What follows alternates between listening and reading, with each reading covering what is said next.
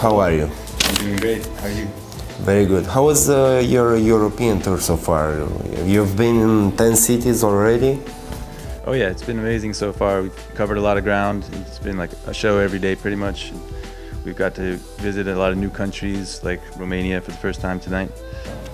How is the European public in comparison with the American public? Well, just speaking from the concerts, the people at the shows, they tend to like be a little more observant, and sometimes in in America, sometimes it's more of like a party. People are more expressive with their dancing. There's like hula hoopers and LED lights and stuff. Here it's more like a traditional concert. Everyone's kind of watching and listening. When was the first time that you've made music, and what drove you to follow a musical career? Well, I got into music at the age of 4, violin lessons. The first time I started creating my own music was in high school. Got some synth software, some drum machines, and Acid Pro, the software program, and I started making beats. It was awesome. I heard that you've been in some bands too. Yeah, yep. I was a drummer in a rock band in high school, and then I was also a part of a production duo. We made like electro pop and actually all kinds of genres. We just wanted to get our production chops in all kinds of music, and we were just making all kinds of tunes. What was your parents' opinion on what you're doing?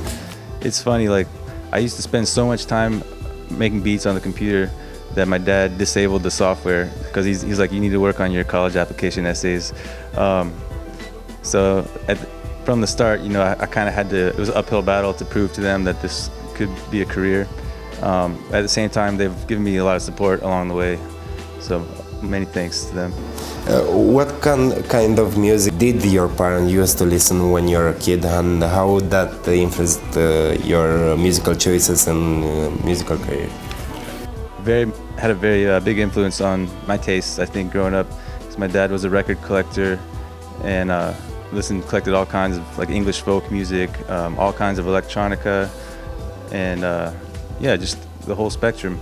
And my mom used to live in Africa, so she had these like African instruments around the house, like marimbas and drums, and so all of that has kind of seeped its way into my sound. You released the 7 Seas LP last year on 25th September. Yes, yes. What can you tell us about this album? 7 Seas? Yeah. I think it's one of the most ambitious albums to date in terms of production values and variety of genres. I've been doing a lot of traveling in the 3 years leading up to that album, so this is kind of just a reflection of all of the different genres that I've been inspired by in that time. What's different from the other materials that you've released so far? I feel like it's denser. Ilya actually had more of a role in this 7 Seas album and production, collaborating violin, in the studio. Yeah. Well, when Doug and I began working together, it was one of the most inspiring things that happened in my life, and to watch him produce music on Ableton and to see the magic happen. At first, I joined Doug just as a violinist, but as the years went by, particularly culminating in the 7 Seas album, I was able to help him a little bit in production and a little bit with string parts and recording keyboard parts and so on and so forth. How's the reaction of the public when they see a DJ and violin together? I think people generally really like seeing live instruments anytime, so particularly when they expect, just as you say, DJ set, and then there is a live violin playing the whole time. People really enjoy that, I find.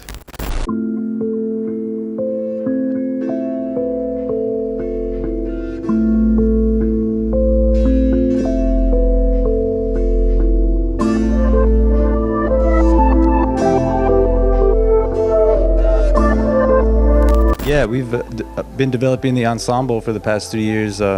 Just added a keyboard player on the last tour, so that makes it keys, drums, bass, violin, and guitar, and like other instruments, like kalimba and mandolin and tambura and live vocals and even guest horns at some songs, some shows. And with the ensemble, we end up playing different tracks than with the duo. Just some songs are more apt for the electronic, the DJ setup versus like the live band sound.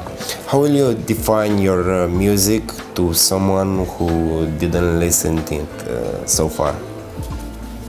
I would, well, on a sonic aesthetic level, it's like some uplifting mid-tempo, beat-centric, densely layered melodica, electronica. I don't know, I could keep throwing words at it, but you just have to hear it for yourself. It's supposed to be like inspiring and calming and kind of like melancholic at times.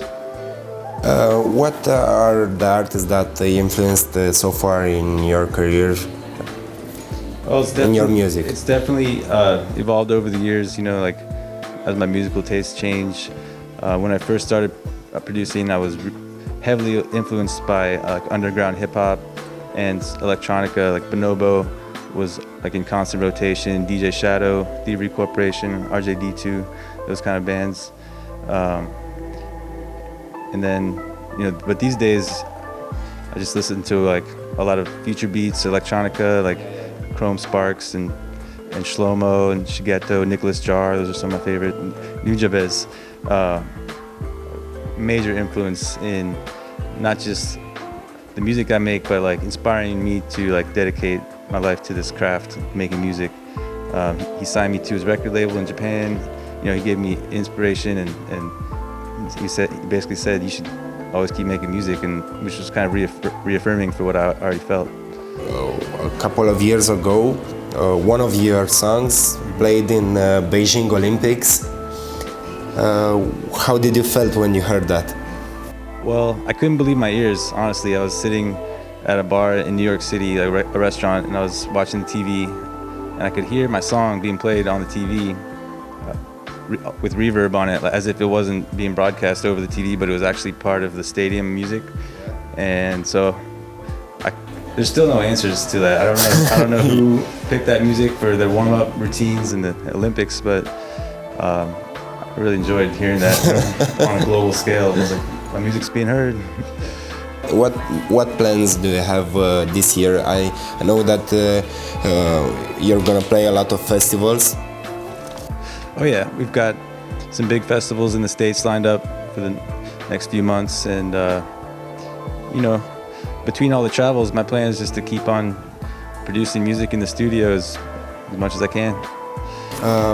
What's going on your label? We have a UK artist named Frameworks. Just released an EP. A couple days ago, we have an artist from Belgium, Northern California actually, named Stratus. We've got Tor, producer from Canada, is releasing his second album in the next few months, and a few others that have not been announced yet, but we've got a steady stream of releases for 2016. Hey, what's up to everybody in Romania? We're super stoked to be here in Bucharest tonight for the first time. I'm stoked that you know my music, and if you don't, please check it out. I hope you enjoy it. This is Emancipator on I Think I Like It on UTV, Romania.